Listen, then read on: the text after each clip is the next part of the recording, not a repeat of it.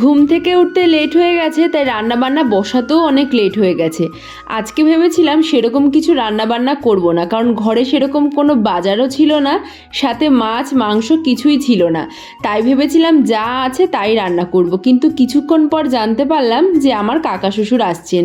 তাই তার জন্য তো ভালো মন্দ কিছু রান্না করতেই হবে, তিনি তো সবসময় আমাদের বাড়িতে আসেন না। তাই ওকে বললাম যে তাড়াতাড়ি করে বাজারে যাও, কিছু বাজার টাজার করে নিয়ে এসো, মাছ টাছ, তো সেগুলোই রান্না করব। তো ঘরে বাঁধাকপি ছিল, তো সেটাকেই তো সকালেই কেটে রেখেছিলাম, তো সেটা চিংড়ি মাছ দিয়ে করলাম। আর করেছিলাম এখানে আলু বেগুন দিয়ে পাতলা করে ইলিশ মাছের ঝোল।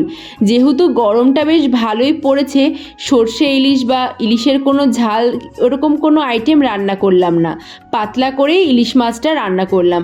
সাথে করলাম টক ডাল, আর বাকি যে মাছগুলো এনেছিল সেগুলোকে ধুয়ে পরিষ্কার করে আমি ফ্রিজে রেখে দিয়ে মোটামুটি রান্নাঘরটা পরিষ্কার করে নিলাম।